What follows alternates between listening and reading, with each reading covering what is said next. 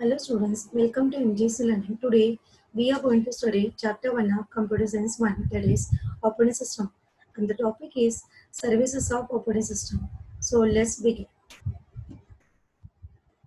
So in this chapter we are going to study services of operating system. So there are three main services of operating system. The first one is information management. Second one, PM is process management. MM is memory management. So these are the main services provided by the operating system. Information management. Information management, it means it is basically deal with the file system. In the computer, what important things we are doing, that is file creating or data storing. So this information is done with the help of information management. So it refers to a set of services used for storing, retrieving, modifying, or removing the information on various devices.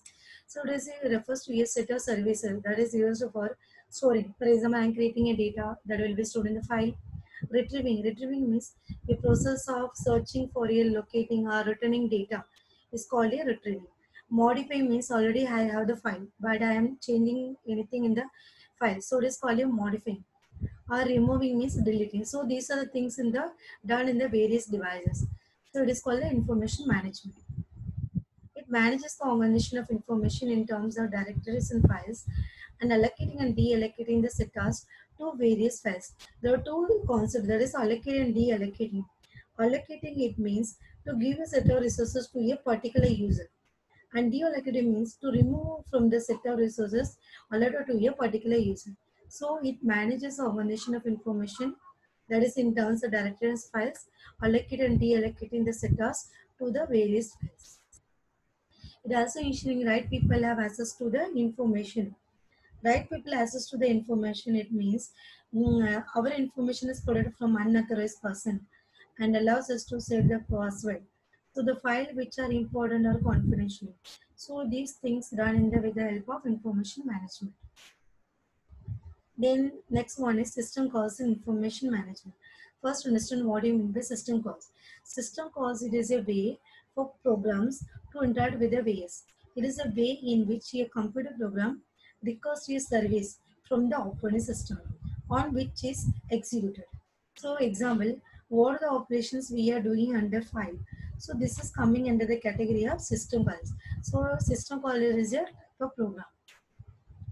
The first one is create a file. For example, I am creating a file that is comes under the concept of system calls and information management. Create a directory. Create a directory means I am creating a path. For example, I am creating a new folder. In that new folder, I am creating one more folder. So I am creating a directory. So it is called done with the help of system calls. Open a file, close a file, read data from byte to buffer, write data from buffer to file. So first understand what do you mean by buffer. Buffer means it is a physical memory storage that is located in the RAM. It is used to temporarily store data while it is being moved from one place to another. So it may be used when moving data between processes within a computer. So read data from file to buffer, write data from buffer to file. Next one is move the file pointer. It is a pointer which is used to handle and keep track on the files. That is move the file pointer. Read and return file status. It indicates the current status of the file. That is read and return file status. So these are the system calls in information management.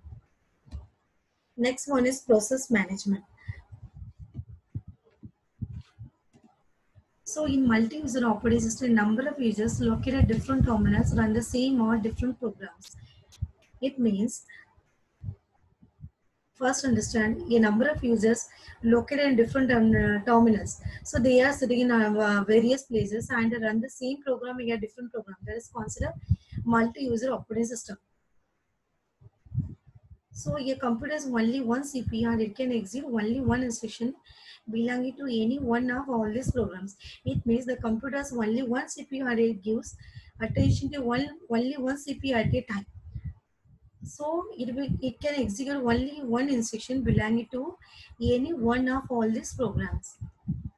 In such a case, the OS has to keep track of all running programs called as processor. It means the processor, the CPS BC is doing and execution of a single process at a time. So OS has to keep track of all the running programs is called a processes. The OS does a schedule all processor and will have to dispatch them one after the other. It means it will do the OS has to schedule all the processes and will have to dispatch them one after the other. While doing so, it gives an impression to user that the key has the full control of the CPU. First understand, actually the computer has only one CPU. So this one CPU gives attention only one process at a time. But a computer is a multi-program operating system. The OS has to keep track of all the processes which are running under it. So we can have several processes at a time. Since my computer has only one CPU, so it gives attention to only one process at a time, that the operating system has to keep track of all the processes. So while doing this, the user gets the impression that it has the full control of the CPU. So this is a concept in the process management. So system calls in process management. Create a child process to identical to the parent process. First understand what you mean by process.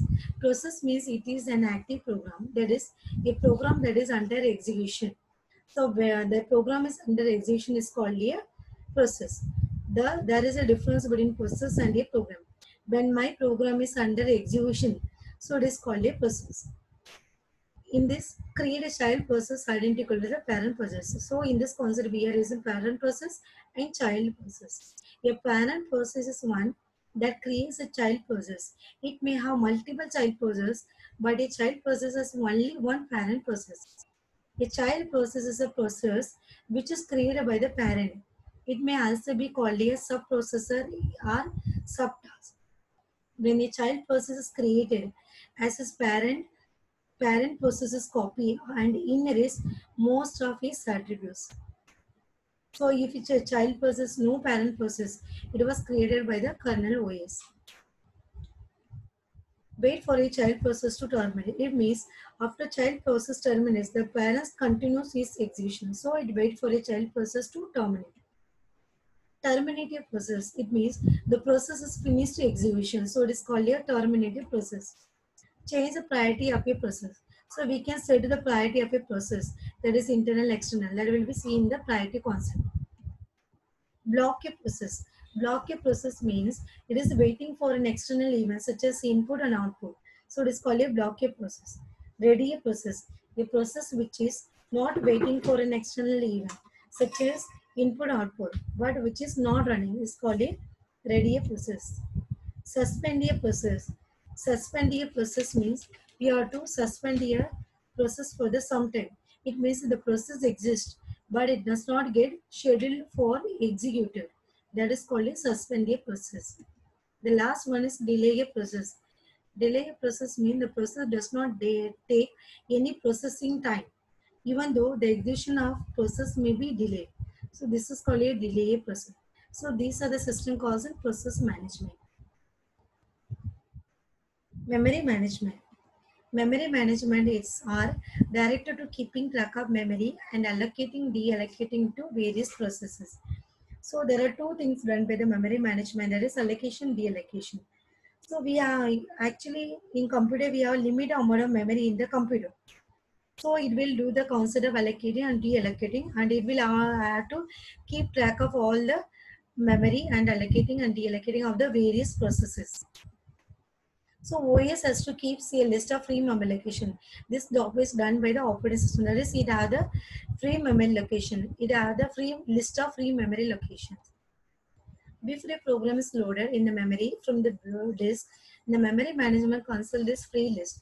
It means before program is loaded in the memory, the operating system has to keep a list of free memory locations. It allocates the memory to the process and updates the list of free memory. The memory allocated to process depends on the program size. For allocates the memory to the process. For example, when I am creating a file, so part of memory is allocated by the OS. When I am closing this file, so OS has to release the memory for the other purpose, for the other program, yeah, process. So this task is done by the memory management. The memory allocated to process, that will be depend upon the program size. If my program is big, the memory allocated will be big. So that is the concept. The memory allocated to process depends on the program size. So there are two system calls in memory management. The first one is allocate a chunk of memory to process. Chunk of memory means allocate a particular piece of memory to a process. Next one, free chunk of memory from a process. If my task is completed, if my program is free, I am when I creating a file, then afterwards I am closing the file. After closing, the system calls are to free chunk of memory from a process. It means free the memory or delete memory from a process. So these are the two system calls used in the memory management. So in this video, we have seen services of operating system. Thank you.